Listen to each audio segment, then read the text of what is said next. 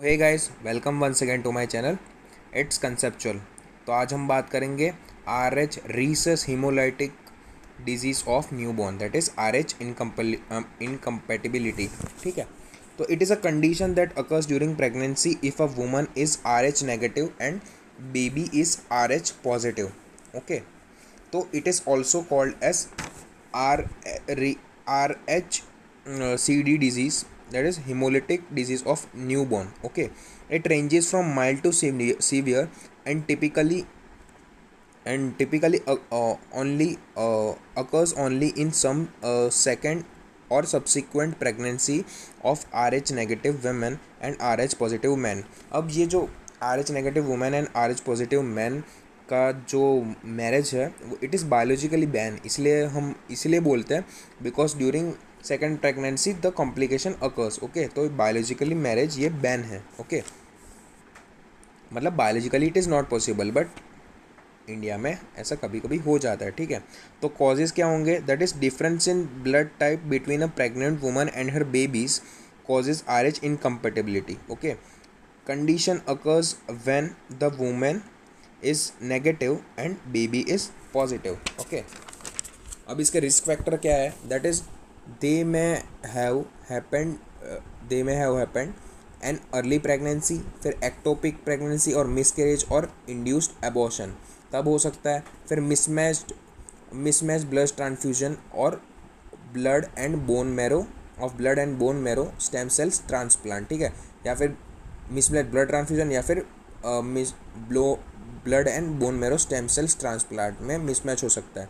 And injection और puncture with a needle और other object containing R H positive blood. Okay, that are the risk factor. This all the risk factor, that is early pregnancy, ectopic pregnancy, mismatch blood transfusion या फिर mismatch blood and bone marrow transplant या फिर injection और puncture with a needle. ठीक है, containing R H positive blood.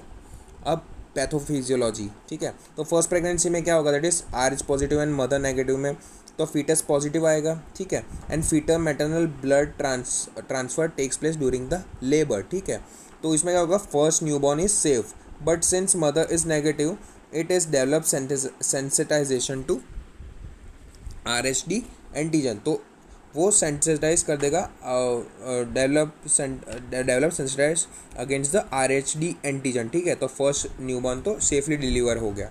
तो अब during second pregnancy क्या होगा कि फादर एंड मदर का हुआ तो फीटस फिर से पॉजिटिव आया, तो repeat encounter of the foetal antigen. Okay, तो अब ये जो एंटीजन है, ठीक है, तो पहले प्रेगनेंसी में वो सेंसिटाइज हो गया था। ठीक है, तो अब क्या होगा? Rapid production of IgG by mother. ठीक है, तो अब क्या करेगा? मदर की बॉडी जो आर एच डी एंटीजन है उसको एज अ फॉरेन एंटीजन मानेगी। ठीक है, तो उसकी वजह से वो एंटीबॉडी प्रोड्यूस करेगी। ठीक है, that is anti D, production of IgG anti D by mother, that will maternal and IgG anti D crosses placenta. And हमको पता है कि आईजीजी एंटीबॉडी है that crosses the placenta.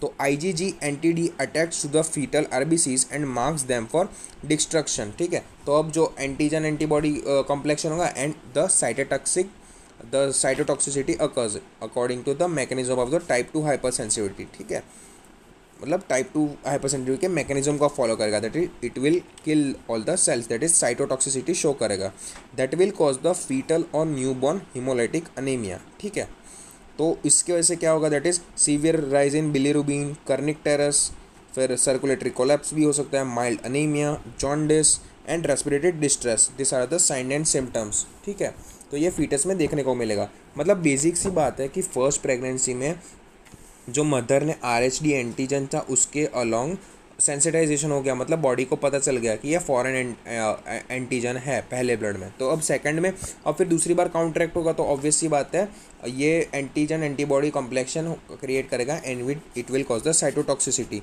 And this will lead to the condition. ठीक है, condition of the fetal newborn hemolytic anemia. ठीक है, and that will cause sign and symptoms as the severe rise in bilirubin, kernicterus, jaundice, circulatory collapse, mild anaemia and respiratory distress. तो ये जो पूरा scenario हुआ, ठीक है, तो newborn haemolytic anaemia is also known as the erythroblastosis fetalis. ठीक है, तो इसके diagnosis test that is maternal blood में इनडायरेक्ट कुम्स टेस्ट, ठीक है, एंड क्लेहायर बेटकिस टेस्ट और flow cytometry. And foetal blood में दैट इज डायरेक्ट स्कूम टेस्ट, ब्लड काउंट करेंगे, फिर बिलिरुबिन डायरेक्ट एंड इनडायरेक्ट भी मेजर कर लेंगे जॉन्डिस के लिए। ट्रीटमेंट में the mother should receive RH immunoglobulin in 7th month pregnancy and again within the 72 hours of the delivery, ठीक है, ताकि जो एंटीजन एंटीबॉडी रिएक्शन है वो फर्दर ना हो। ओके, सो आई होप आपको ये वीडियो समझ में आया होगा। इजी कंसेप्ट था एंड ये हमने फर्स्ट ईयर फिजियोलॉजी में भी पढ़ा था। ओके, तो ये फर्स्ट एंड सेकंड प्रेगनेंसी याद रखना है कि बायोलॉजिकली ये नहीं होना चाहिए, मतलब हमको नहीं होने देना चाहिए, because it will lead to the मतलब फैटल केसेस में सेकंड प्रेगनेंसी में भी डेथ हो सकती है बेबी की। So it is recommended and biologically banned marriage. Okay, so I hope आपको ये वीडियो समझ में आया होगा। डाउट हो तो प्लीज़ गाइस कमेंट सेक्शन में मुझे बता दीजिएगा। एंड फिर से मैं आपको बता रहा हूँ कि इसके रिलेटेड जितने भी मैंने पिक्टोरल या फिर डायग्राम या प्रेजेंटेशंस है या फिर हिस्टोपैथोलॉजी है, उसका अलग से PDF बना के मैंने मेरे टेलीग्राम चैनल पे डाल दिया है, जिसकी डिस्क्रिप्शन में लिंक में दे रहा हूँ। तो गाइस उधर पे आप चेकआउट कर सकते हो। Okay, so please do like, share and subscribe my channel and stay home, stay cool, stay fit and stay healthy. Thank you.